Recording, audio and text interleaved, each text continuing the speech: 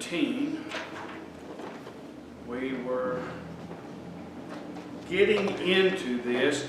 As I was going to get Robert this afternoon, I was listening to the radio station, and I was talking about the book of Revelation. He was answering some questions, and one of them had to be about the deadly wound that was healed. And he was talking and saying, now, those heads represented nations.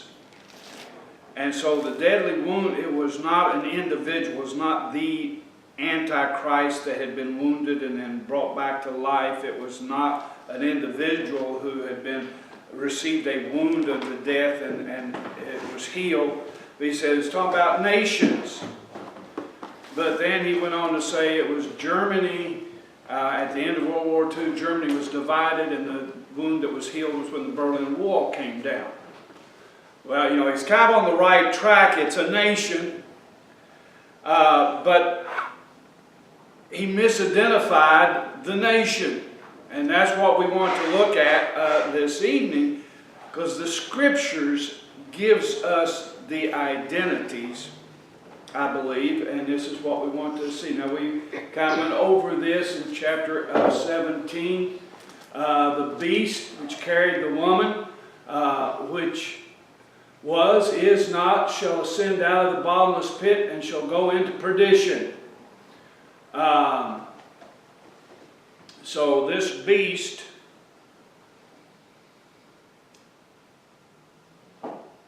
consists, it is a world power. And it's identified with these 7 heads. Now, the beast, now when we look at the heads, and it's talking about 5 are fallen, and we'll cover that. It's talking about the individual heads, but the beast as a whole is of a world power.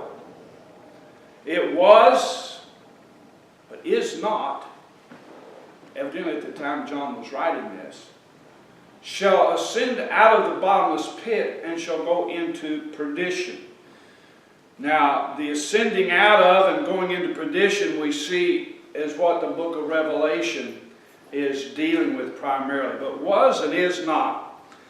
Now, I just started chewing on that because raised a question because of the was and is not talking about the deadly wound that was healed. Talking about this beast. This beast is more than just any one of these nations or kingdoms, but a combination of them that we will see. And this may be going back to the original Tower of Babel and Nimrod and the rebellious religion that, because what was the attempt there at Babylon was to unite all those families into one kingdom. And that was thwarted by God when He confounded the languages. We just covered that in Sunday school. So that may be what this is referencing here. I haven't really had time to think about it because I just started chewing on that. Was, is not, shall ascend out of the bottomless pit and shall go into perdition. The mind which hath wisdom, verse 9. 7 heads are 7 mountains or kingdoms on which the woman sitteth. And again, don't jump to conclusions. It's not talking about the city of Rome sitting on 7 hills. This is talking about, we've already identified the woman, but the 7 mountains or kingdoms, which are successive kingdoms in a row. And so that's not talking about Rome. And our 7 kings, verse 10. 5 are fallen, 1 is, the other is not yet come. And so that was and is not referring here to these 7 heads. 1 is, 5 are fallen, 1 is, and the other is not yet come. And when he cometh, that is the 7th, he must continue a short space. And the beast is the 8th and is of the 7. So this is what we want to look at. Now, The book of Daniel is the key to identifying these nations. The book of Daniel is the key to understanding here, unlocking this mystery in the book of Revelation. So we see Nebuchadnezzar's dream of an image in Daniel chapter 2. We see the head of gold, the chest and arms of silver, the belly and thighs of brass, the legs of iron, and then the feet, which was part iron and clay mingled together, and then 10 toes. Then Daniel's vision of 4 beasts in chapter 7. There was a lion, there was a bear, there was a leopard, and there was this terrible beast. That's in chapter 7. Then Daniel's vision of the ram and the he-goat in chapter 8.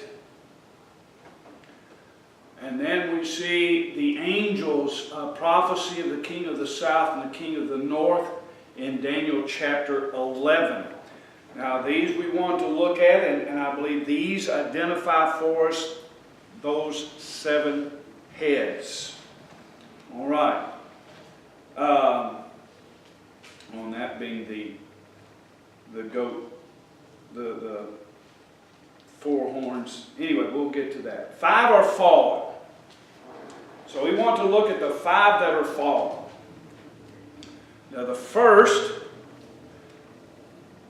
kingdom, I believe, is Babylon. Now again, one of the things that we'll notice is there's a connection between these 7 heads, these 7 kingdoms, and the woman, which is Israel. All 7 of these have this connection in common. Babylon was the first one into which the land of Israel, Jerusalem, was destroyed, the temple was burned, and the people went into captivity. This is where the captivity began, was with Babylon.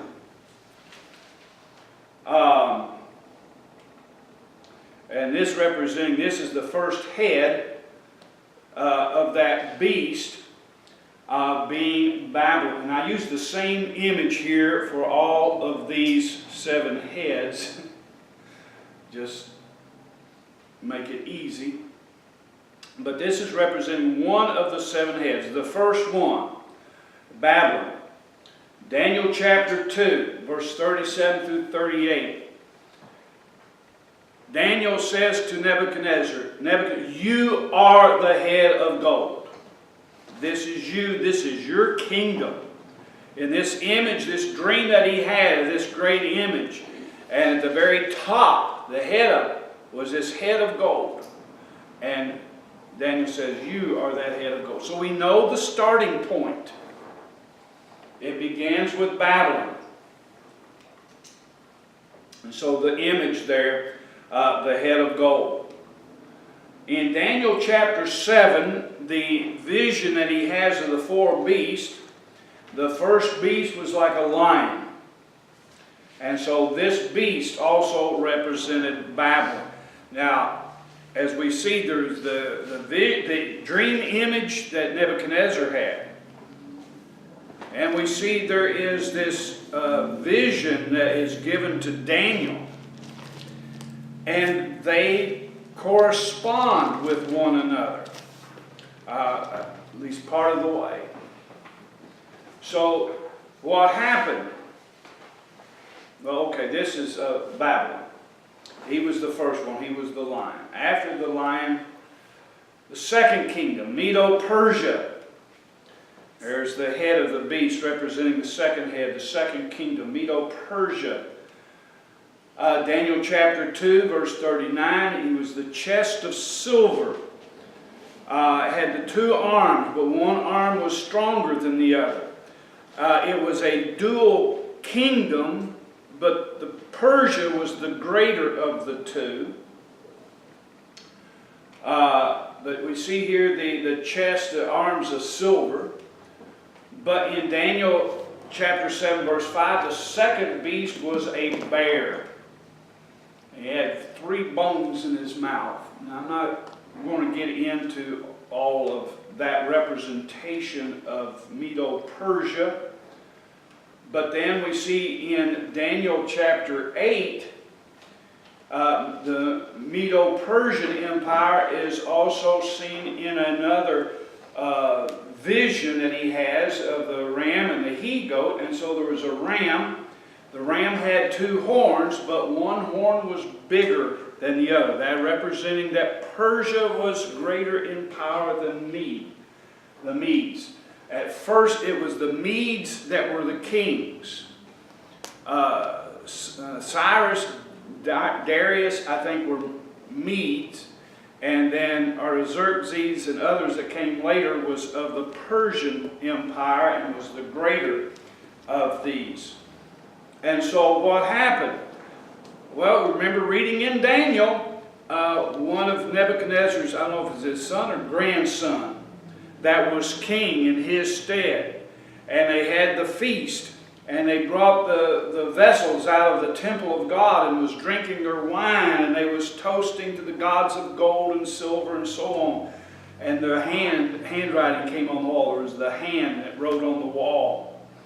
And Daniel came in and interpreted. They said, "Thou hast been weighed in the balance and found wanting." He said, "This night you're going to die and this kingdom is going to fall." And they rewarded him and everything and went on with their feast. And that night the Medes and the Persians came in and took captive Babylon, killed the king. And so, but what happened to the children of Israel that were the captives of the Babylonians and were living in Chaldea? The possession of them fell into the hands of the Medes and the Persians. The woman was carried on one head now to the next. And they became, if you will, part of the kingdom now of the Medes and the Persians. And it was under their leadership then that the Jews were allowed to go back and rebuild Jerusalem, rebuild the temple. We read where Nehemiah went back and rebuilt the walls, but they were still under the dominion of the Medo-Persian Empire. They were given permission by the king to do this. And some of the local governors was trying to stir up trouble with the kings against them. That's because they were still part of the Persian Empire.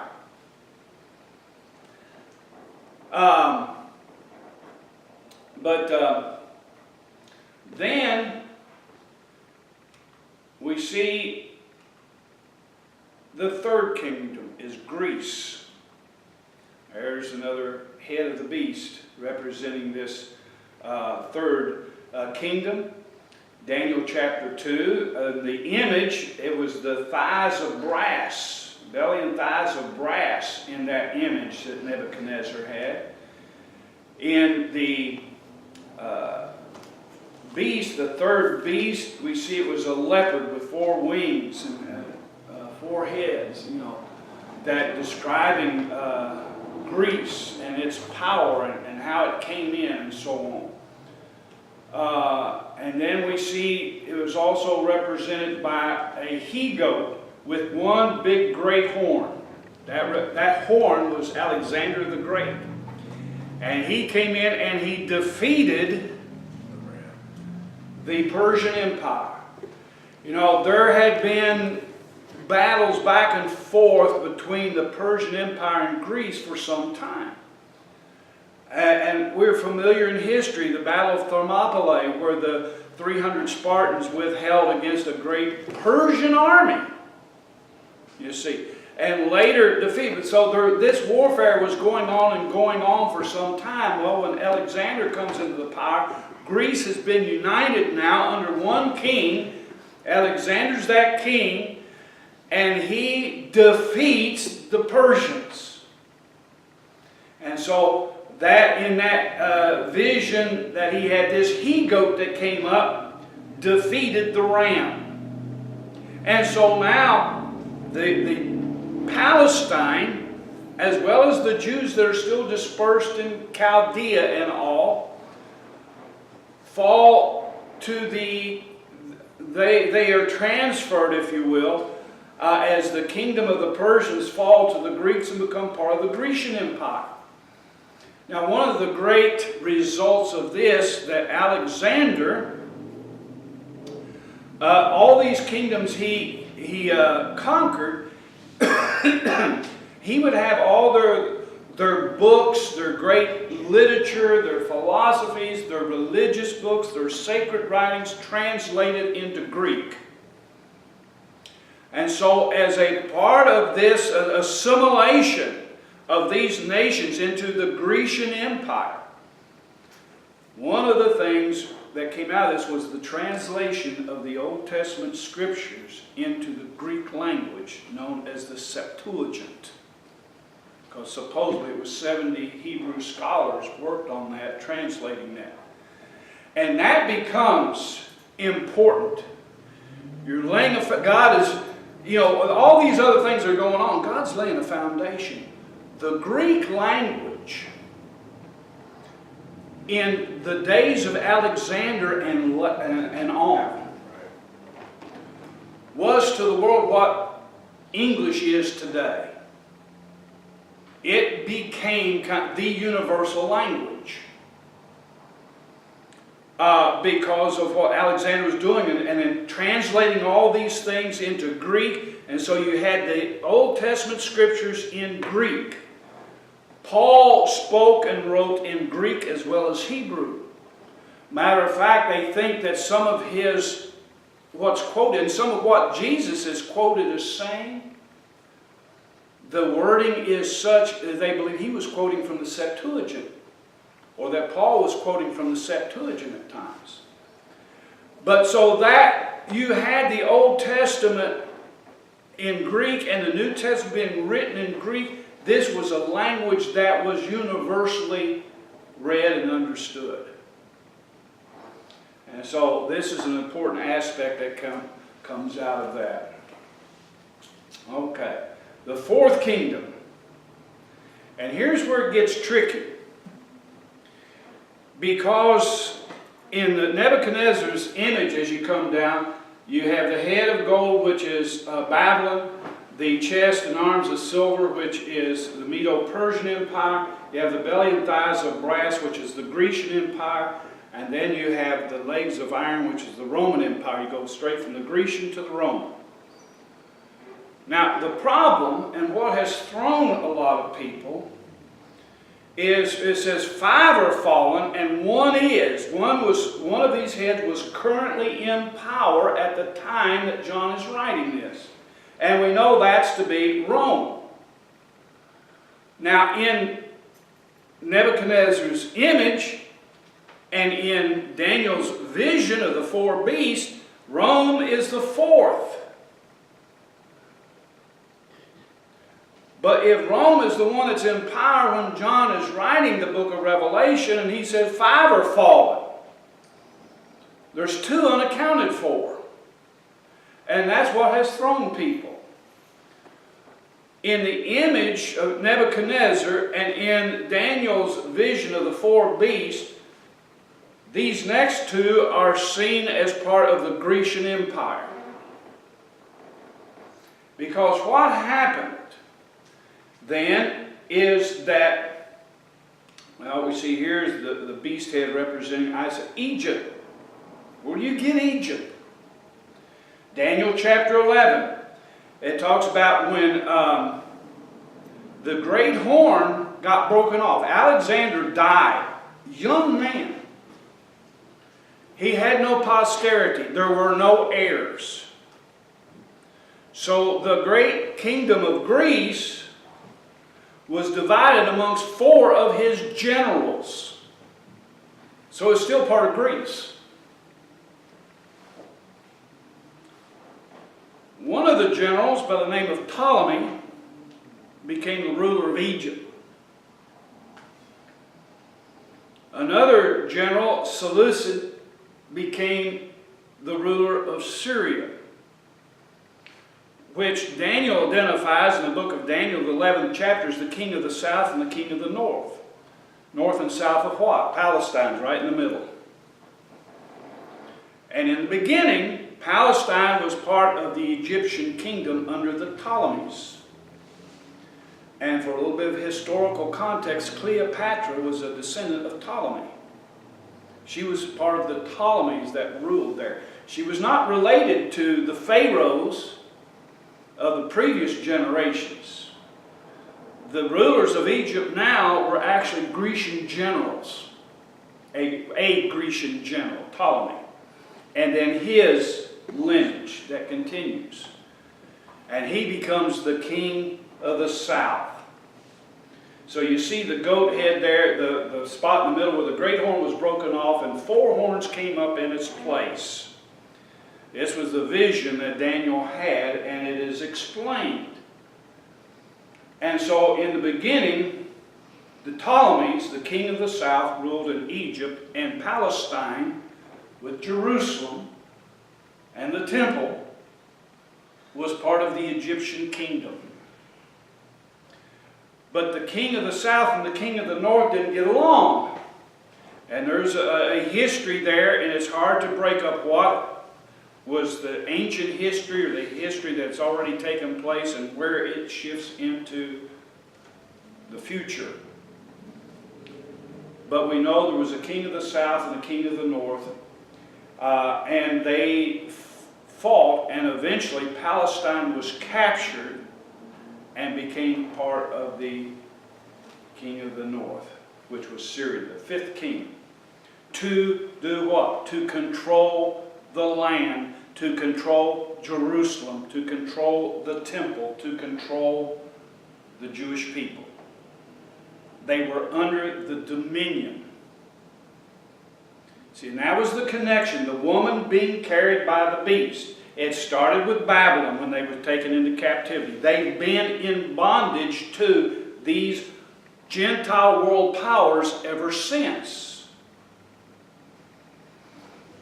So the 5th kingdom, Syria, again, one of the 4 horns of generals of Alexander, Seleucid, became the king of Syria, who was the king of the north.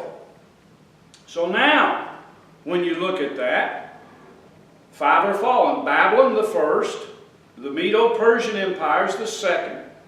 The Grecian Empire is the third, but also within that is kings number 4 and 5, which was Egypt and Syria.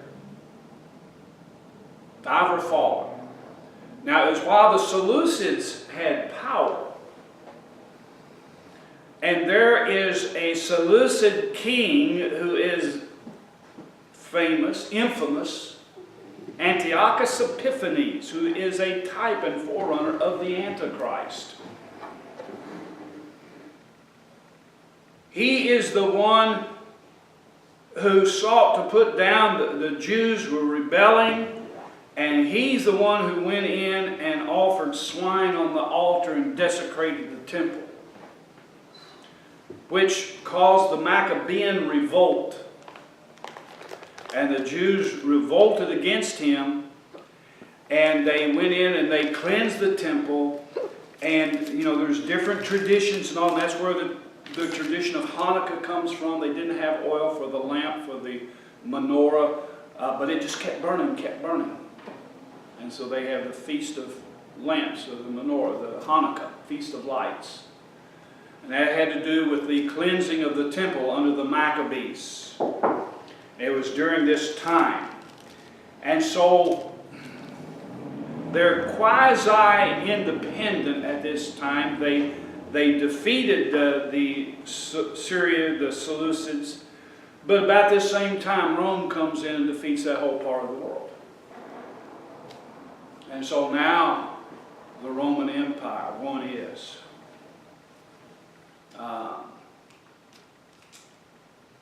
The 6th kingdom in this, the one that is Rome. And so in this way, by studying the book of Daniel, it tells us who the 5 are. Historically and scripturally, who those 5 kings or kingdoms are. They're all recorded for us there in the book of Daniel. They all have to do with the captivity of the children of Israel, the woman. And so she's carried from one to the other, to the other, to the next, and so on. So now they're part of the Roman Empire. But now something happens. There was the prophecy in Daniel of the 70 weeks of years. And he gives the exact number of years to Messiah the Prince. And basically that is to when he is crucified. It's not his birth, it's not his baptism, it's his crucifixion. That is the end point there. And at that point, we see there is one more week that is left to be fulfilled. But there is a break. Now, at the time of that break, Israel's in the land. They possess Jerusalem. They have the temple. And I think there's a correlation that Jesus' ministry was for 3.5 years. And I believe that's the reason the first 3.5 years of the tribulation period is pretty quiet. As far as prophecy and the judgments and things going on, there are things being fulfilled, things happening during those first 3.5 years, but heaven is relatively silent. But at the crucifixion of Christ, completes 69 weeks of years.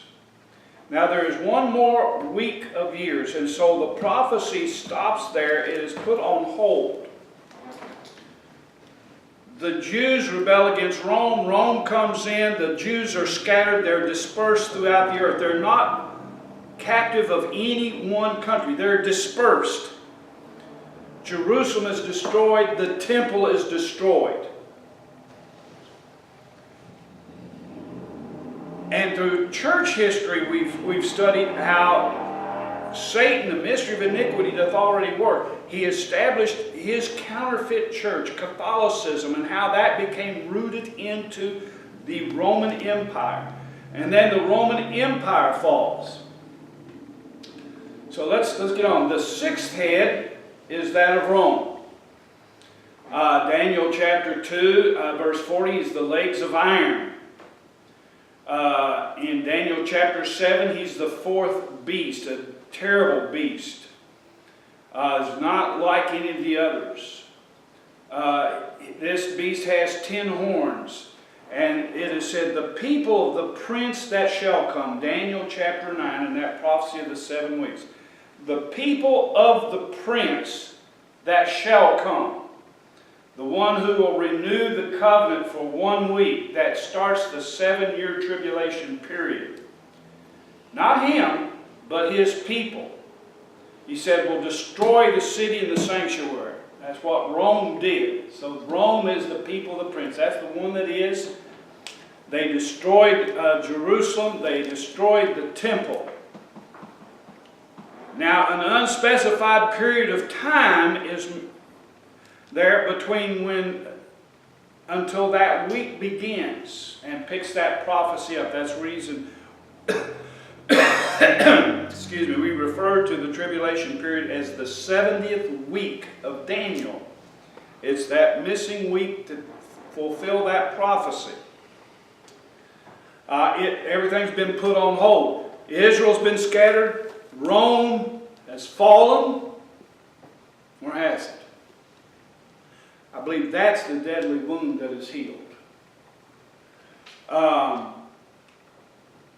One is not yet come. This is the seventh kingdom, revived Roman Empire, because and there's the seventh head of the beast. Daniel chapter 2, the feet of iron and clay. Now, what do they represent? In history, we study that, how Rome was invaded. There was a great influx of the Germanic tribes that came in. They were being pushed by the Huns. And they, at first, the Germans were assimilated and became Romans, and everything was okay, and they adopted the Roman language, the Roman customs, the Roman economy, and everything.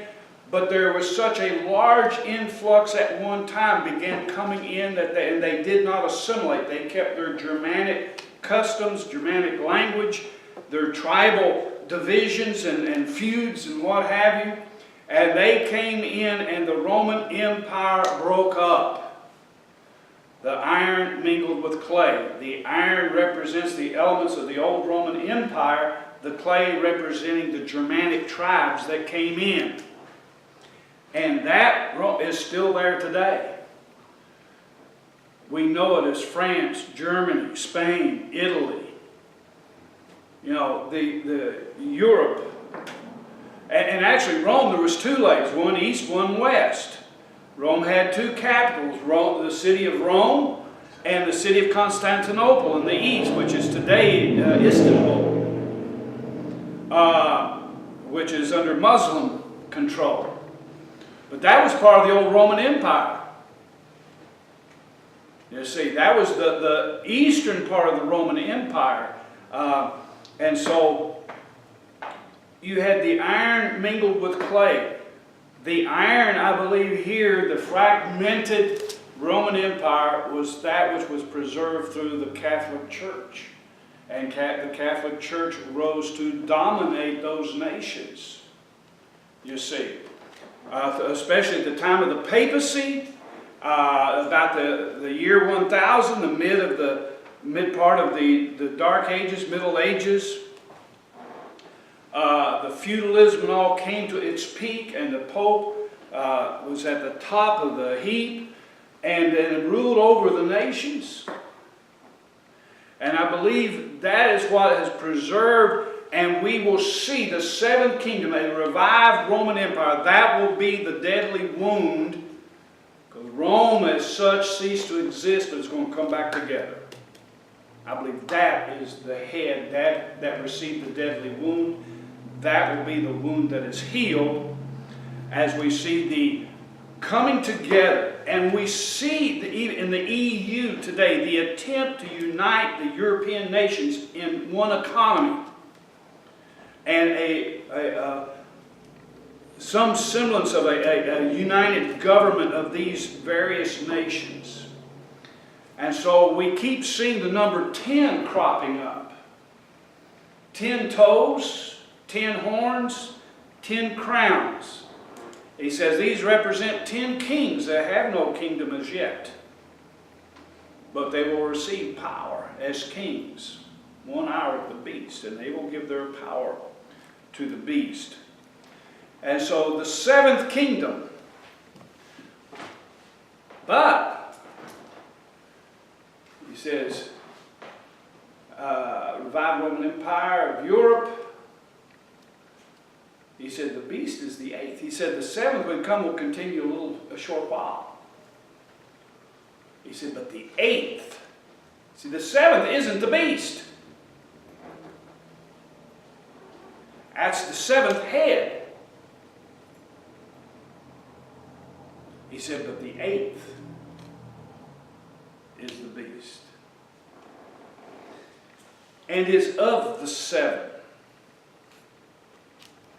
So the beast, I believe, come to this. Here's the image of the beast. One beast with 7 heads. The beast is the eighth and is of the seven. That is, you have a revived Roman Empire, but out of that will come a union of all that these nations, these kingdoms once ruled. That'll be the beast. And so it's not even Rome. It's not even the old revived Roman Empire. That will be a part of it.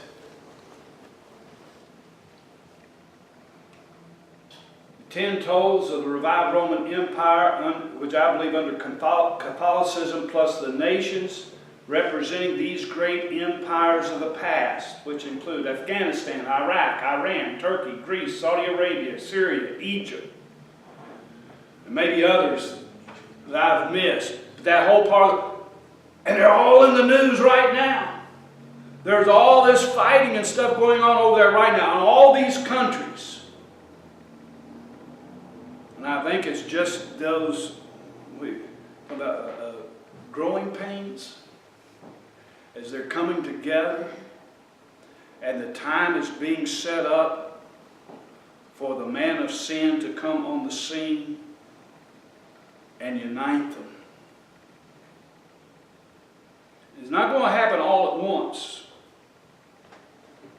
You know, one of the things is we looked at the chart over here, the white horse, the red horse, the black horse, the pale horse. There are things, he comes in peaceably. And then he makes war, and who can make war with the beast, and so on. And then there's the second beast that arises, the false prophet. And these things are happening. But it is setting up, and we've said when we was doing our study of church history, what was the aim of the Catholic Church, the Pope, was to move the Vatican, to move the center of the Catholic Church system to Jerusalem. That was the reason for the creation of Islam. Was one, to destroy the Donatists in North Africa, two, to destroy the Jews, and three, to capture Jerusalem and turn it over to the Pope. Muhammad died before they captured Jerusalem. And the Muslims, flushed with their success and everything, when they took it, and they began to war back and forth with Catholicism. That the Crusades, everything. That's what that was for. The Pope wanted Jerusalem because that's where he wants to put his capital.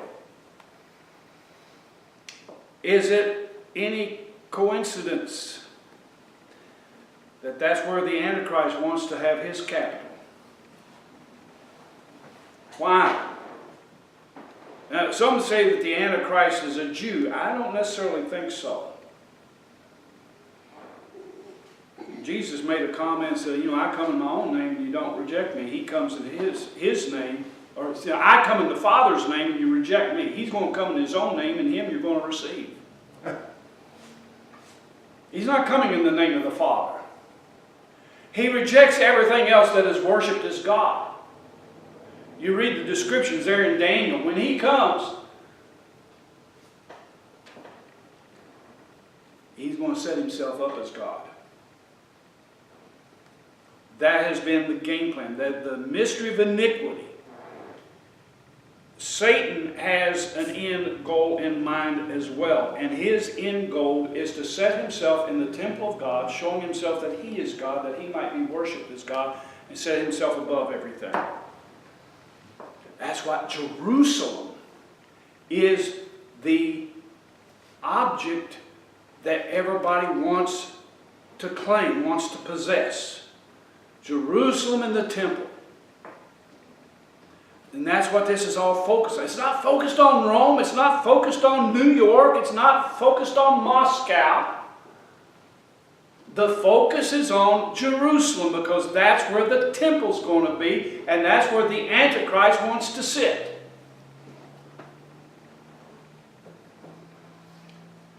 Now, as I've said before, I'm not an expert and do not claim to have all the answers to all of these things. But I do believe that is a fact, and however you understand these things, it has to be consistent with that fact. And so, when you look at those countries, you look at the things involved, you're uniting Catholicism, not Christianity. Right. Christianity, as such, has been removed from the earth. The rapture took place back at the beginning of chapter 4. We're in heaven rejoicing. We're in heaven being rewarded.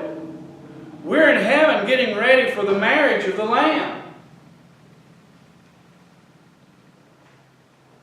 A religion known as Christianity will continue to exist, And I believe it will be drawn into what is Catholicism.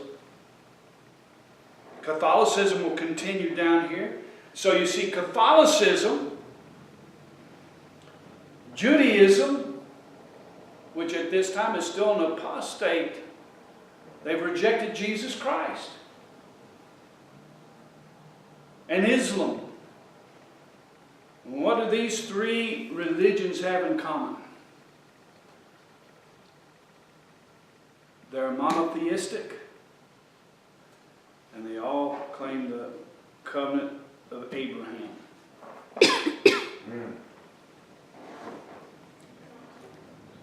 They all tie to Abraham. They're monotheistic religions. And so they will unite.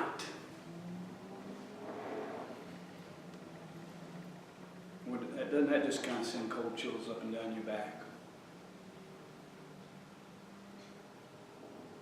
All the fussing, all the fighting right now in the world primarily involves those three religions. You get them to unite under one head, the Antichrist. You get all those nations that subscribe to those religions united together in one kingdom, one religion, one kingdom. It's no longer Catholicism, Judaism, and Islam. It's the worship of the beast. I don't know what they're going to call it. The Bible calls it the worship of the beast. So you have what Nimrod tried to achieve in the book of Genesis. The nations, the peoples of the earth united together in one government, one religion, one head of both.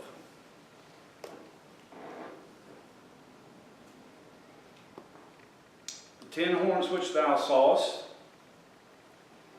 are 10 kings which have received no kingdom as yet. Revelation 17 verse 12. These kings will not exist until the time of the end. They receive power as kings 1 hour with the beast, verse 12. These have one mind and shall give their power to the beast, verse 13. They shall make war with the Lamb. See, Satan, as he's consolidating his power here because he's got to get everything together, get the armies together in order to be there to control Jerusalem, control the temple before the Lord comes back so he can meet him and defeat him. That's his game plan. And these nations evidently are going to know that. They are agreeing to go to war against the Lamb. That's why when he does come and they see they're going to be defeated, they're crying out there in Revelation 6, fall on us and hide us from the face of the Lamb. You know, who can stand? You know, well, until they meet him, they think they can. And that's what they give their power to the beast. These shall make war with the Lamb, verse 14. And it says, the waters which thou sawest, where the horse sitteth, are peoples, and multitudes, and nations, and tongues. Now we're going back to the woman. He said, this is the judgment of the woman. We've identified this woman as Israel in unbelief, in her rejection of her rightful Messiah. And in the rejection of him, they will receive the false Messiah, the Antichrist, under the leadership of the false prophet. And he said, and here's the thing. See, people keep thinking, well, what city has ruled over the world? They think of Rome. Yes, but that was in the past. This is during the reign of the beast, during the 7-year tribulation. It's going to be a different city.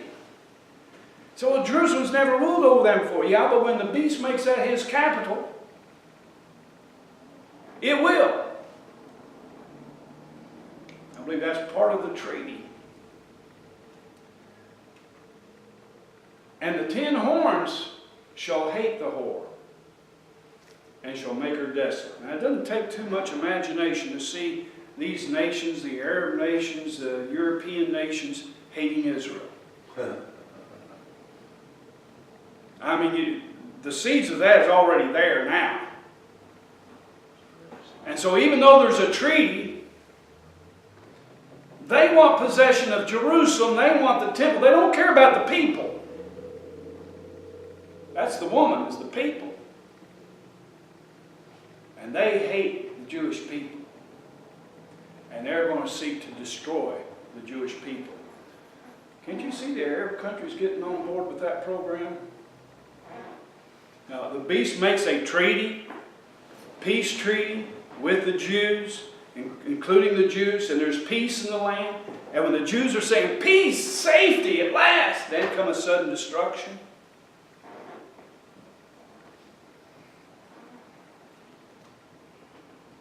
What is it? Daniel talks about 2 kings sit down at one table and they tell one another lies. They shall hate the whore, shall make her desolate, burn her with fire. Verse 16. For God hath put it into their hearts to fulfill His will. Because part of His will is He's gathering those nations together. And that's the battle of Armageddon. That's what it is. It's these nations, the armies of these nations gathering together against Jerusalem to battle. Because they're trying to destroy the woman. They're wanting to take the city, possess the city, and possess the temple. But there's a faithful remnant there now that is holed up in the city, that is holed up in the temple. And these nations have come together to wipe them out. And that's when the Lord comes back. We'll see that. The one which thou sawest is that great city which reigneth over the kings of the earth. That great city which is called Sodom and Egypt, where the Lord was crucified. That great city. So, we'll pick up that. And that's what chapter 18 then is describing. Is the destruction of the nation of Israel, the people, as the nations come together against them. But at this time, there have been nations that have been trading. This is the capital. This is the center of that part of the world. It's right there on the Mediterranean Sea. And so there is much commerce. There is much profit going on there. It's not hard to see. You get the Jews set up and a peace treaty and everything. There's going to be some commerce. There's going to be some money made. And when they're coming under attack, the people that's making money in part of that commerce, they're going to be sad. And that's what chapter 18 is describing. We will look at that in more detail. And that's what leads us up then to chapter 19. So we will stop here.